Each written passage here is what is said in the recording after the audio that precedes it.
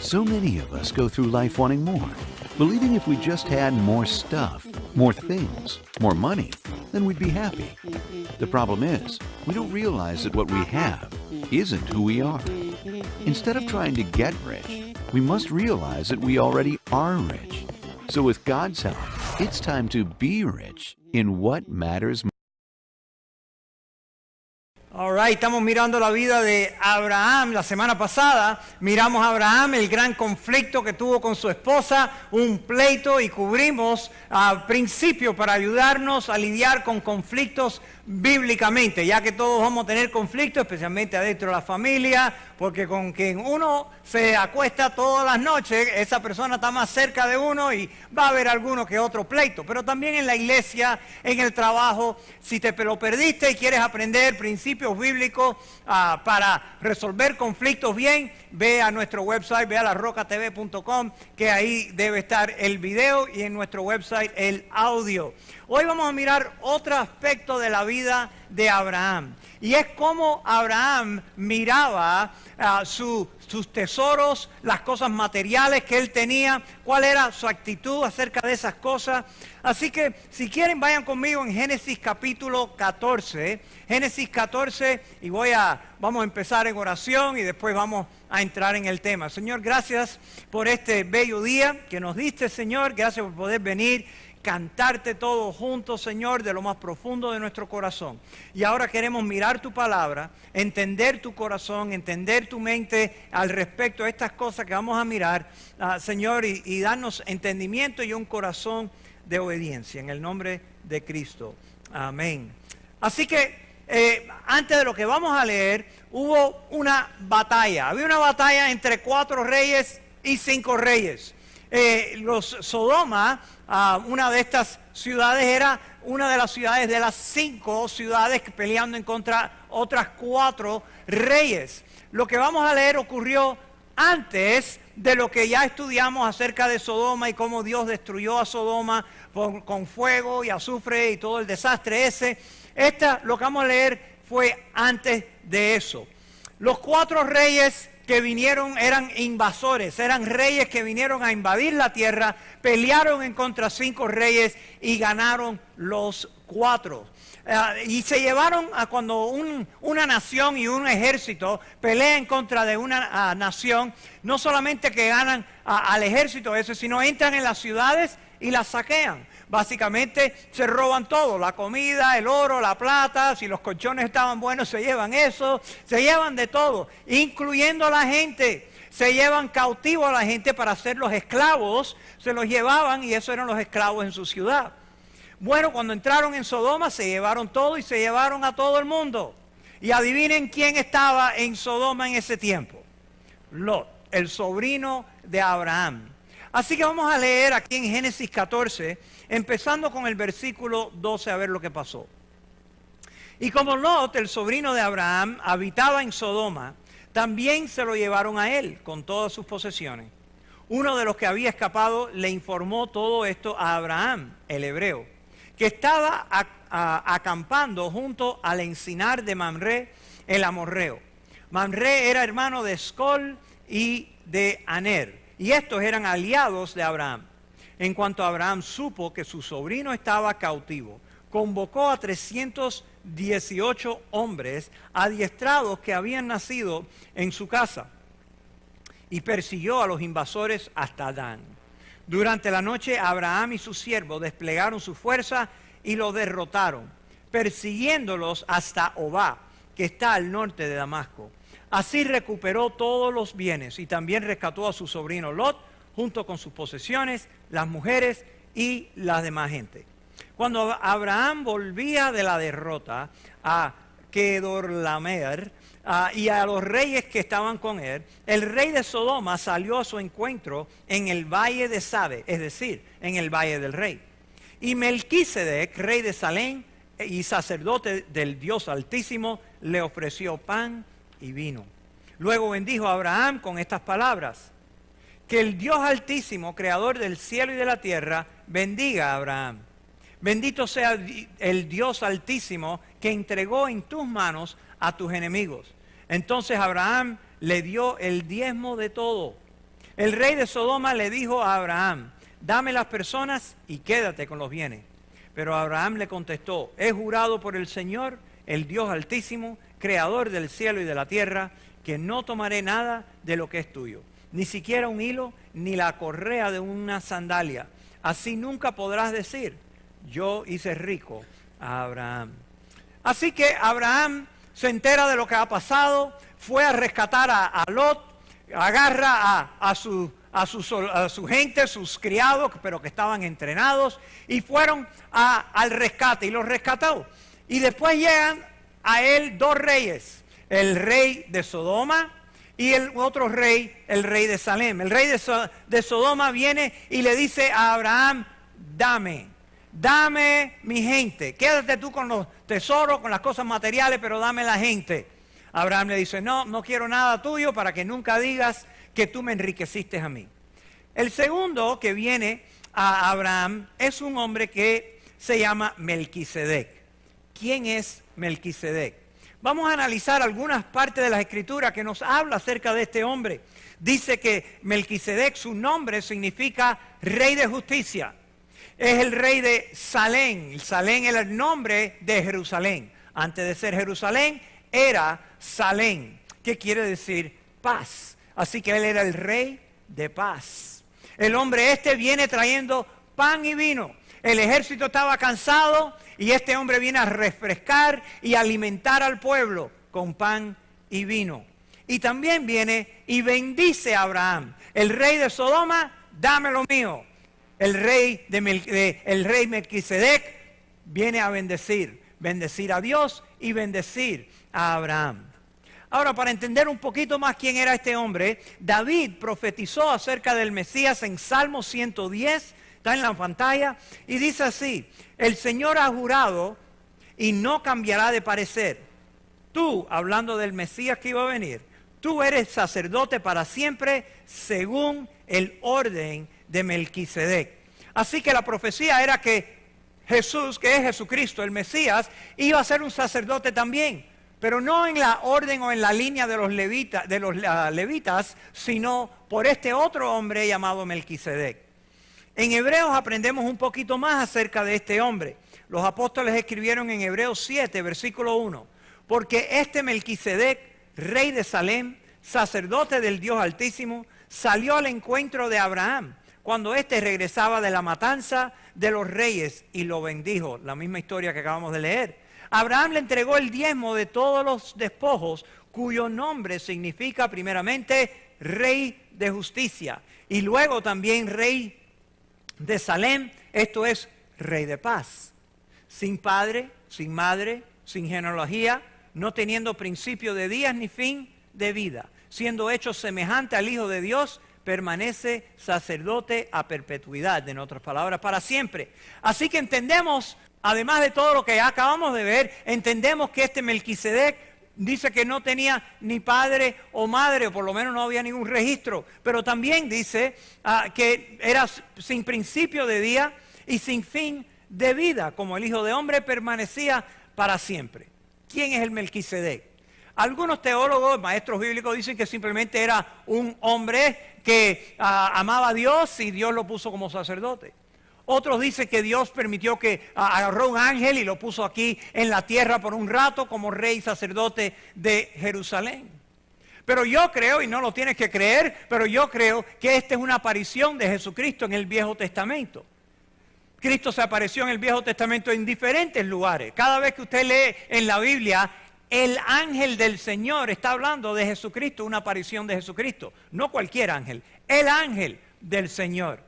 Y yo creo que Melquisedec era una aparición de Cristo en el Viejo Testamento, porque ¿quién más es el rey de justicia? ¿Quién más es el rey o el príncipe de paz? ¿Quién tiene las cualidades eternas? No se sabe su mamá, su papá, no tiene principio, no tiene final. ¿Quién nos enseñó a usar el pan y el vino para recordarnos de su muerte? Así que yo creo que Cristo es el máximo rey sacerdote. Es el rey de reyes, el señor de señores y obviamente es nuestro sacerdote. Un sacerdote se ponía en medio entre Dios y los seres humanos. A los seres humanos Él les hablaba acerca de Dios. A Dios rogaba por los seres humanos y traía los sacrificios. Cristo mismo es nuestro sumo sacerdote. Él se sacrificó Él mismo derramando su sangre en la cruz para poder limpiar todos nuestros pecados. Así que para mí era Cristo antes de que vino como bebé aquí y murió por nosotros. Ahora, Abraham reconoce la autoridad de este hombre.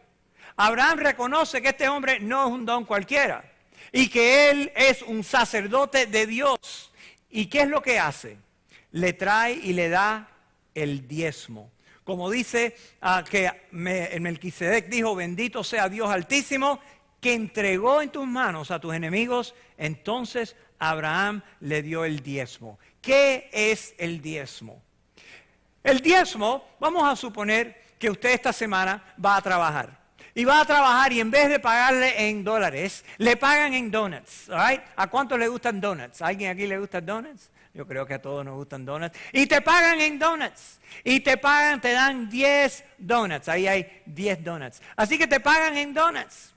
¿Qué es un diezmo? Un diezmo es cuando tú agarras un donut, el donut más lindo, el donut más bello, el primero que sale, y le entregas ese donut a Dios y tú te quedas con 9 donuts para ti.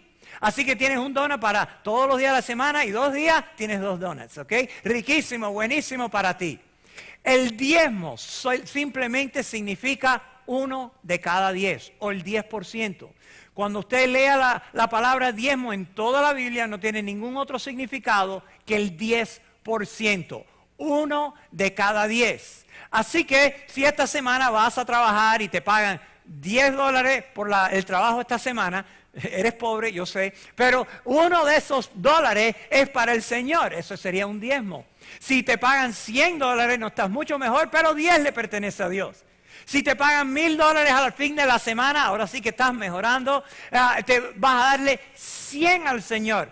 Y si te ganas el loto, no que jugamos el loto como cristianos, pero te encuentras una papeleta o te lo da el jefe y te ganas $1,000,000, qué bueno, $100,000 es para el Señor.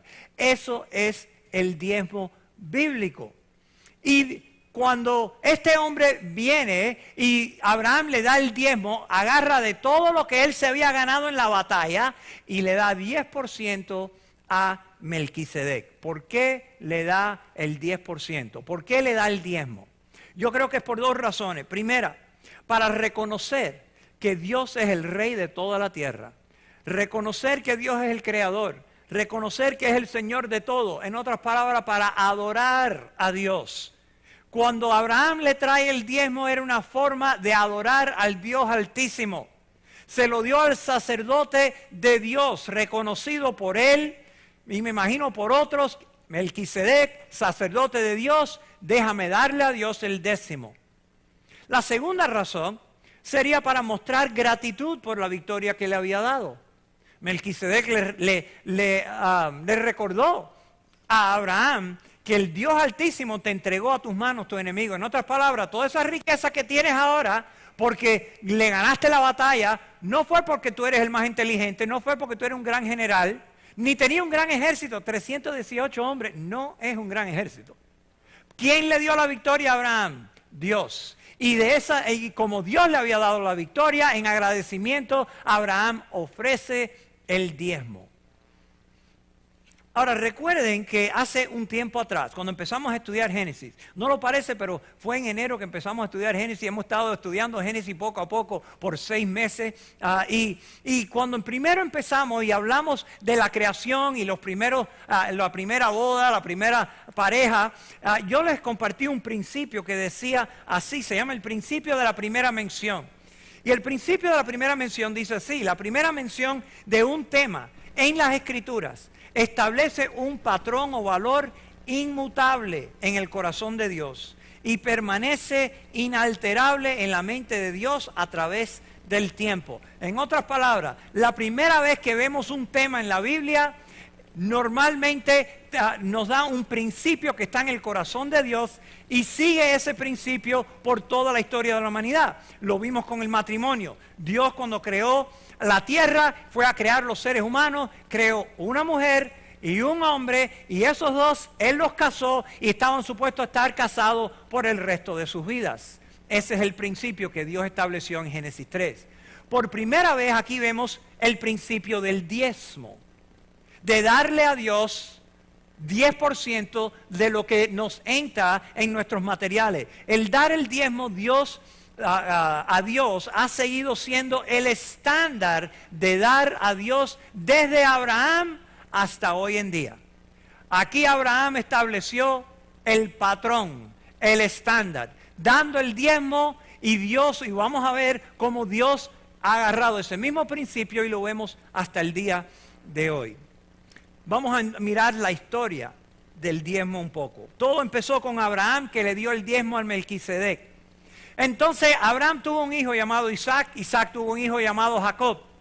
Jacob, ya cuando estaba un poco mayor, se metió en tremendo problema con su hermano y con la familia, que tuvo que huir.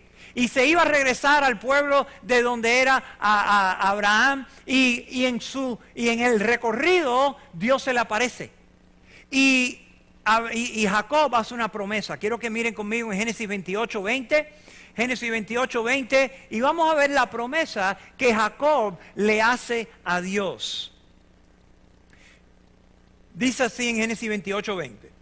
Luego Jacob hizo esta promesa: si Dios me acompaña y me protege en este viaje que estoy haciendo, y si me da alimento y ropa para vestirme, y si regreso sano y salvo a la casa de mi padre, entonces el Señor será mi Dios.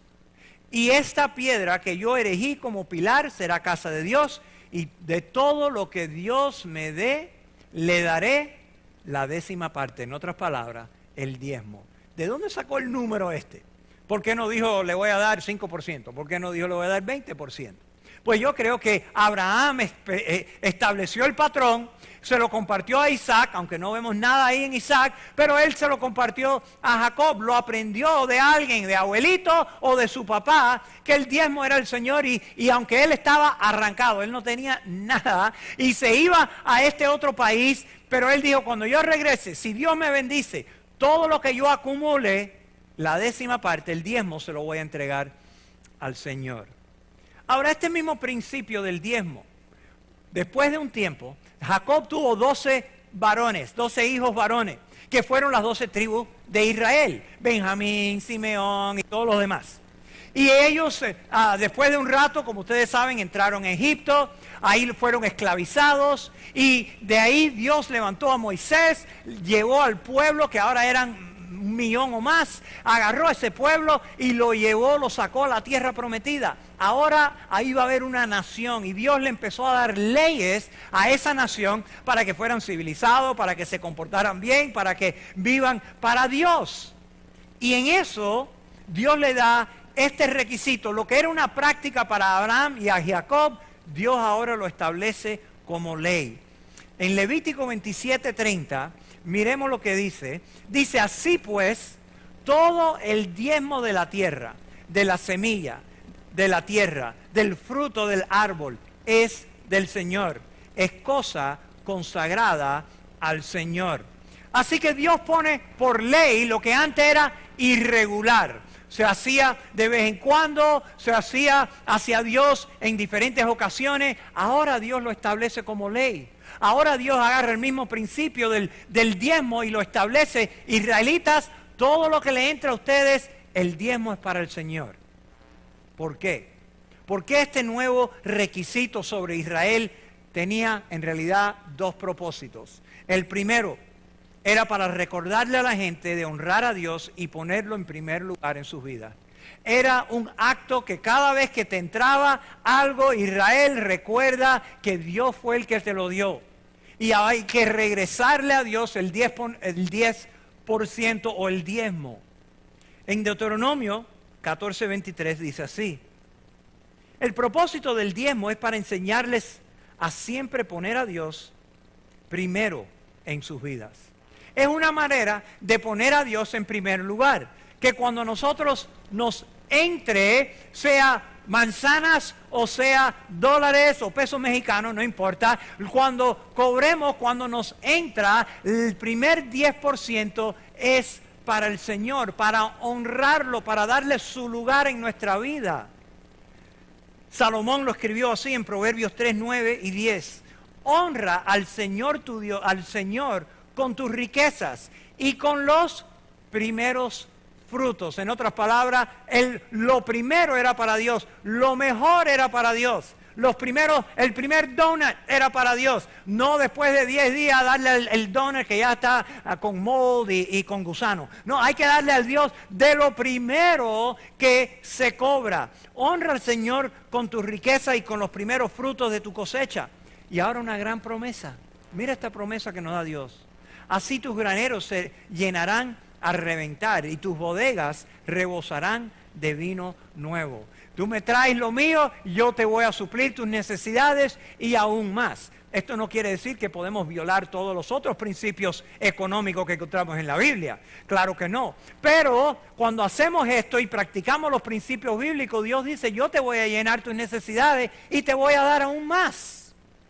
Así que la primera razón que Dios establece el diezmo con los israelitas es para que honren a Dios. Segundo, para sostener a los que trabajan para Dios en el ministerio a tiempo completo.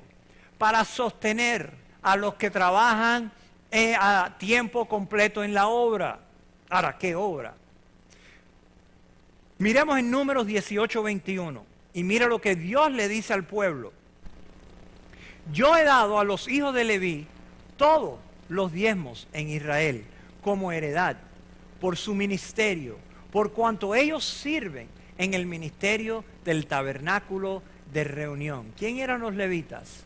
¿Se acuerdan que Jacob tuvo 12 hijos? Cuando entraron en la tierra prometida, a cada una de las tribus se le dio una porción de la tierra prometida. Así que a Simeón se le dio, ok, tú tienes esta parte, Benjamín, tú tienes esta parte, Judá, tú tienes esta parte. Y ellos entraban en esa parte y empezaban a desarrollar sus pueblos, las fincas y todo. Pero a los levitas no se le dio una porción de tierra.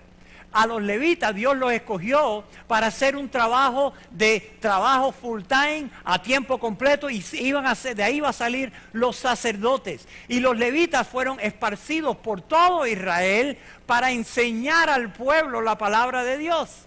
Así que como eso era su oficio, como eso era su trabajo a tiempo completo, de trabajar el tabernáculo, que después se convirtió en el templo, y de enseñarle al pueblo la palabra de Dios, ese era su trabajo. Y Dios le dice al pueblo de Israel, a los levitas, todo el diezmo que me están trayendo para mí, porque Dios no se iba a comer todo el trigo y todo el maíz y todas cosas así, era agarrarlo y se distribuía entre los levitas y los sacerdotes para que ellos se puedan mantener, para que ellos hagan la obra a cual Dios los había llamado.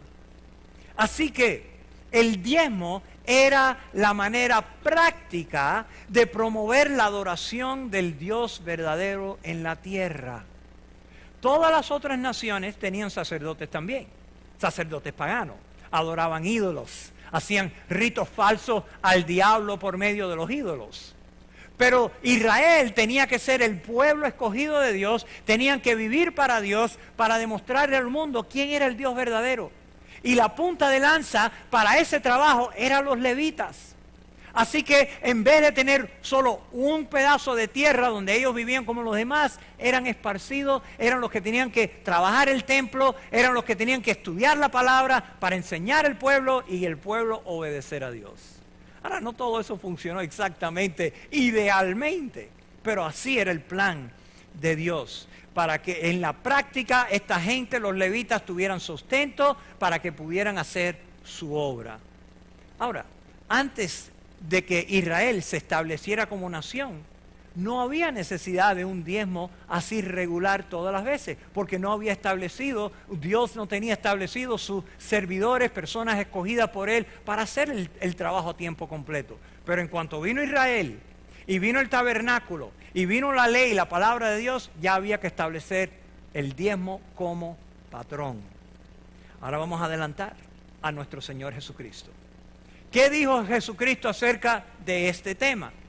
Bueno, la realidad de la vida es que Cristo habló mucho del dinero. En realidad, 25% de todo lo que dijo Cristo tenía que ver algo con dinero. Cristo habló, no se afanen por el dinero, que Dios sabe tus necesidades. Cristo dijo, no codicien el dinero, no sean materialistas. Cristo sabía que el dinero tenía un lugar tan importante en nuestros corazones, que dijo, ustedes no pueden servir a Dios y al dinero, no pueden amar a los dos, hay que escoger. Ahora, acerca del diezmo en específico, Cristo una vez estaba reprendiendo a los fariseos. Los fariseos se creían mejor que nadie. Los fariseos hacían todo para que la gente los mire y los aplaude. Y Cristo los reprende y en la reprensión menciona el diezmo. Quiero que leamos Mateo 23, dice así. Ay de ustedes, maestros de la ley y fariseos, hipócritas, dan la 10ª parte de sus especias, el diezmo, de las especias, la menta, el anís y el comino. Ahora, estas especias son bien poquitos. No estamos hablando de toneladas, de camiones llenos de naranja y cosas así. No, eran cositas pequeñas, pero los fariseos, como era cosa que otra gente podían ver, lo hacían así, el diezmo de las cosas más pequeñas. Dice Cristo, pero han descuidado los asuntos más importantes de la ley, tales como la justicia, la misericordia y la fidelidad. Eran buenísimos en el diezmo de las cosas más chiquitas, pero cuando tenía que ver con justicia y misericordia, no servían para nada. Dice Cristo, debían haber practicado esto, la justicia, misericordia y fidelidad, sin descuidar aquello. ¿Qué era aquello? El diezmo. Así que Cristo los reprendió, pero a la misma vez afirmó que el diezmo era el estándar de Dios y que ellos deben practicar el diezmo. Cristo exaltó las cosas más importantes, misericordia, justicia, fidelidad a Dios y a otros, pero no deben descuidar el diezmo. Cristo muere en la cruz, lo entierran, al tercer día resucita, está con los discípulos 40 días y se va para el cielo. ¿Quién queda? Los apóstoles. Los apóstoles escribieron todas las cartas que nosotros conocemos, Corintios, Tesalonicenses y todo eso. ¿Qué dijeron ellos acerca del diezmo? La realidad es que ellos no mencionan el diezmo. Los apóstoles no mencionan el diezmo específico. No es que no hablaron del dinero, hablaron mucho de dinero y cosas materiales, pero la palabra en sí no la usan. Y porque no la usan, algunos que otros dicen, ¿no ves? El diezmo era algo de la ley. El diezmo no es aplicable a nosotros. Pero hay que acordarse de algo, que el diezmo vino antes de la ley. Abraham no estaba bajo la ley, ni Jacob estaba bajo la ley. Así que el diezmo como práctica vino antes de la ley. Lo segundo que hay que recordar es que cuando Dios estableció la ley era porque era su estrategia práctica para sostener a los ministros de él que estaban trabajando a tiempo completo. ¿Para qué? Para promover la verdad de Dios, el verdadero Dios. Y él escogió que iba a haber personas a tiempo completo haciendo ese trabajo. Pero ¿qué dijo Pablo acerca de dar y dinero? Vamos a leer un par de pasajes. 2 Corintios 9, versículos 6 al 7. Mira lo que dice Pablo. Pero esto digo, el que siembra escasamente, poco. El que siembra poco, también segará escasamente. El que siembra generosamente, generosamente también segará. Cada uno dé como propuso en su corazón, no con tristeza ni por obligación, porque Dios ama al dador alegre. 4 principios que vemos en este pasaje. Primero, hay que dar generosamente. Pablo dice que debemos dar generosamente. No da una figura, pero definitivamente dice con generosidad. Yo he visto que en mi vida y en mi experiencia, los que no tienen por lo menos una figura, un lugar de empezar, simplemente no dan mucho, no son muy generosos. Pablo dice, hey, como cristianos, como hijos de Dios, debemos dar generosamente. Segundo, dar intencionalmente. Dar intencionalmente, dice Pablo, como propuso en su corazón. En otras palabras, el dar es algo que ya yo pensé de antemano. Y yo dije, wow, yo le voy a dar a Dios X cantidad de dinero, X porción, el diezmo, lo que sea. Y no doy dependiendo en cómo estuvo el sermón ese día. Oye, el sermón estuvo bueno, qué bueno, vamos a darle un chequecito más gordo aquí a la iglesia. Oye, estuvo aburrido la cosa hoy, me da $5 ahí. Va. No es basado en emoción, es basado en convicción. Intencionalmente delante de Dios, ya yo sé lo que voy a dar. Dice Pablo, hay que dar voluntariamente. Dice que debemos dar no con tristeza ni por obligación. Nadie le debe dar al Señor, aquí, ahora hay que dar aquí. Nadie le debe dar un ataque estomacal porque están pasando el plato. Debemos dar voluntariamente y por último dar alegremente, con gozo. Qué bendición poder darle a la obra del Señor para promover el reino de Dios, que eche para adelante.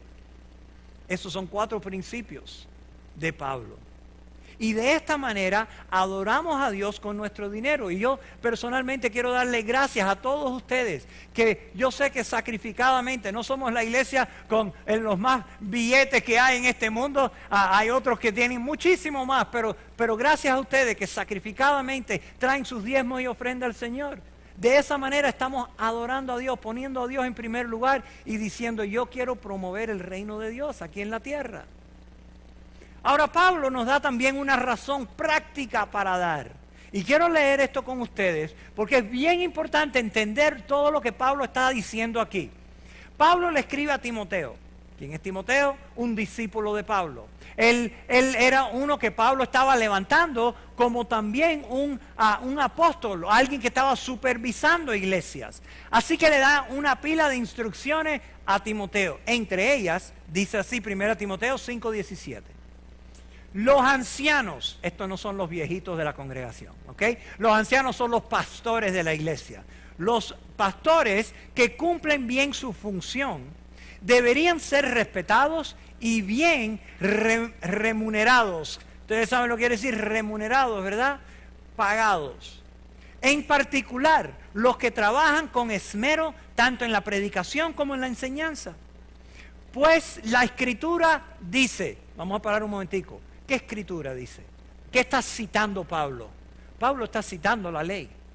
Pablo está agarrando la ley como un ejemplo para la iglesia.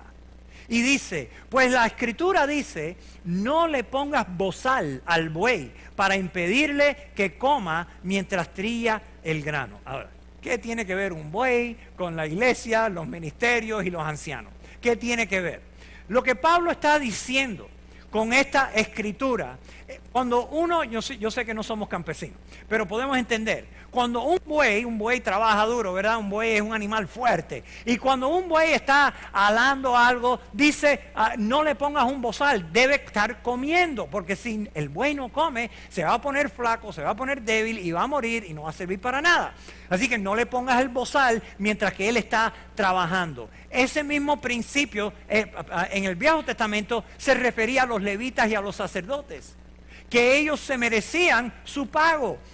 Pablo agarra el mismo principio y lo trae a la iglesia y dice que los pastores, los que trabajan en el Evangelio, los que Dios ha levantado para trabajar a tiempo completo en su obra, que hay que pagarles, ¿para qué? Para que no se pongan flaquitos y no se mueran y no tengan que estar distraídos con otras cosas. Ese es el principio que Pablo está hablando.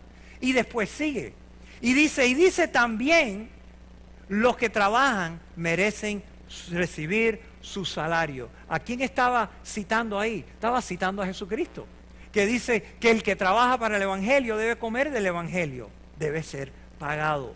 Ahora la pregunta que tenemos que hacerle es, ¿cómo es que Timoteo le iba a asegurarse a pagarle a los pastores, a los trabajadores, a los que se le iba a pagar trabajando en la iglesia a tiempo completo? ¿Cómo le iba a pagar? Timoteo no era Donald Trump, no tenía dinero saliéndose por los oídos. Era con los diezmos y las ofrendas de los hermanos. De la misma manera que el pueblo de Israel traía diezmos y ofrendas y se le pagaba a los levitas y los sacerdotes, en la iglesia se hacía lo mismo, el mismo principio. Ahora, los apóstoles murieron, siguió el tiempo, los judíos, la primera iglesia estaba llena de judíos. Los judíos que venían a Cristo al principio todavía adoraban en el templo, pero después las autoridades judías los sacaron de ahí, los persiguieron, se tuvieron que ir. Y los judíos que antes traían el diezmo al templo, ahora empezaron a diezmar a su iglesia, entendiendo que ahora el plan de Dios era la iglesia y no el templo. Y después de eso, hay un documento del tercer siglo. Este documento que estaba circulado entre los cristianos se llamaba la Didascalia Apostolorum, eso es latín, así que difícil. Pero en este documento se escribió algo interesante. Dice así, entre muchas cosas, que dice: pon a un lado la parte de ofrendas y diezmos en primicias a Cristo, el verdadero sumo sacerdote, y a sus ministros. ¿Por qué traigo esto a reducir? Para que entendamos que la práctica del diezmo no lo inventaron en el siglo XIX, ni el XX, ni el XXI. Esto es 200 años después de Cristo, y los apóstoles todavía en los escritos cristianos estaba trayendo el diezmo y las ofrendas al Señor por medio de la iglesia. Había un pastor llamado Juan Crisóstomo, que era un pastor de Antioquía. No solamente era pastor, sino era pastor de pastores. Tenía supervisión de varias iglesias y pastores en el área. Y este hermano decía que el diezmo es aún más obligación para los cristianos que para los judíos en el Viejo Testamento. ¿Por qué lo decía? Porque él decía que nuestro compromiso con Cristo debía ser más que los judíos. ¿Por qué? Porque ya nosotros recibimos la gracia completa de Dios. Porque ya Cristo vino, entregó su vida, la dio por nosotros, y nosotros le debemos dar todo a Él. Y el hombre escribió esto porque habían algunos cristianos que no diezmaban, no daban mucho o nada, y se sorprendían cuando veían que otros sí daban su diezmo y ofrenda fielmente. Y él dijo: esto es triste, que algunos se sientan así. Y él escribió lo siguiente, dice: si era un peligro el descuidar el diezmo en aquellos días, Viejo Testamento, entonces imagínate la gravedad que debe ser ahora. ¿Por qué dice que es más grave? Porque nosotros tenemos un entendimiento de Dios más completo que lo tenían los judíos. Los judíos solo sabían que venía un Mesías y estaban un poquito nebulosos de cómo iba a aparecerse eso. Nosotros los cristianos ya tenemos todo delante de nosotros, ya sabemos que vino el Mesías, el sacrificio total que Él hizo por nosotros. La gracia de Dios está derramada sobre nosotros como nunca lo vio Israel. Y por eso Él dice: nosotros estamos más obligados en nuestro amor, adoración hacia Dios. Y estas enseñanzas del diezmo y ofrenda ha seguido hasta el siglo XXI. Quiero leerle un pasaje corto de algo que Rick Warren ha dicho. Y dice así, el pastor Rick Warren de California, dice: desarrollamos salud espiritual cuando honramos a Dios al darle el diezmo cada semana. La Biblia enseña que es un antídoto para el materialismo. El materialismo del mundo dice: toma, toma, toma, o agarra todo lo que tú puedas. El único antídoto es dar. Mientras que aprendo a sostener cosas con la mano abierta y darle la primera parte a Dios, rompe el control del materialismo en mi vida. Me ayuda a desarrollar las características de Dios, porque de tal manera amó Dios al mundo que dio. Si quieres llegar a ser como Jesús, debes aprender a ser un dador. Y esto no solo Rick, muchos pastores de todo tipo de rama de cristianismo. Rick Warren, ahí está Charles Stanley, John Piper, el famoso Billy Graham, que ha traído a muchos a los pies de Cristo. Todos creen y predican en un diezmo y ofrendas, porque esa es la manera de honrar a Dios y la manera práctica para promover el reino de Dios. Ahora, aún con toda esta historia que acabo de dar, desde Abraham hasta hoy, hay algunos cristianos que todavía no le dan a Dios su diezmo, sus 10%. Algunos lo dicen o no lo hacen porque dicen y demandan su libertad cristiana. Dicen: hey, Cristo no lo dijo así, y los apóstoles no lo escribieron, hay libertad, yo no lo tengo que hacer.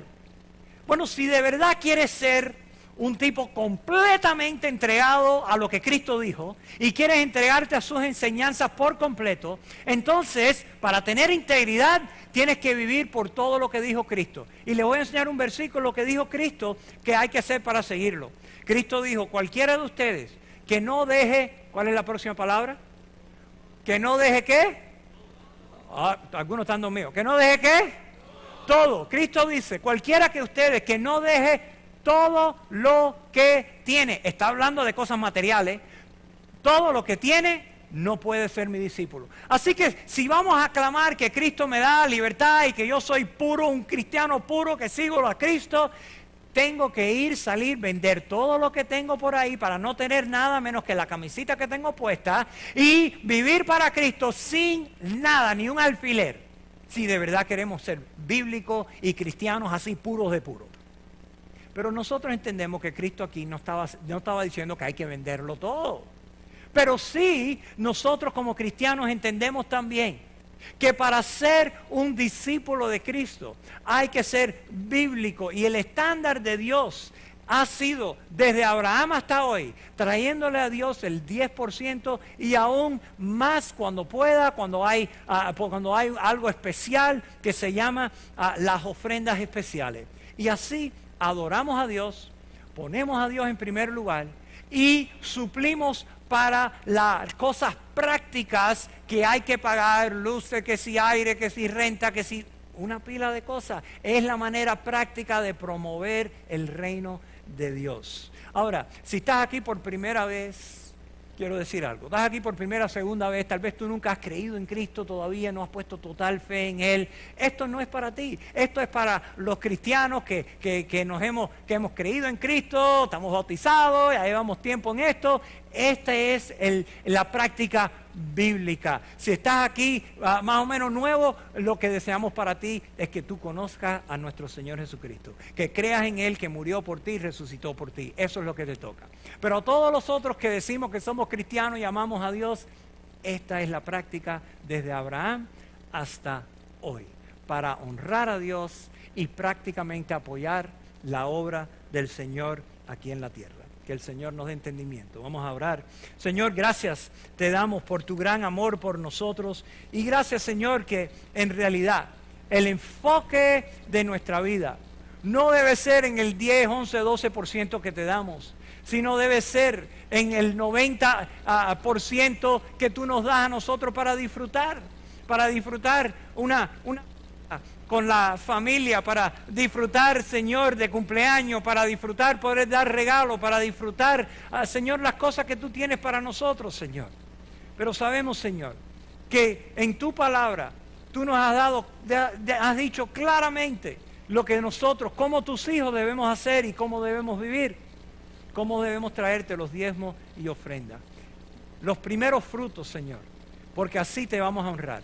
Y así vamos a que la obra siga permanentemente echando para adelante, Señor. Te pido que cada uno de nosotros podamos dar, como dijo Pablo, que podamos dar generosamente, que podamos dar con alegría, con buena voluntad y no, Señor, de mala gana. Te doy gracias, Señor, por todos los hermanos que dan así de esta manera. Señor, simplemente para ellos esto ha sido un repaso. Pero gracias, Señor. Tenemos que crecer en convicción en estas áreas, de siempre ponerte a ti en primer lugar, en nuestro corazón y con nuestras cosas materiales. Te bendecimos, Señor, glorifícate en el resto del día, en el nombre de Cristo. Amén.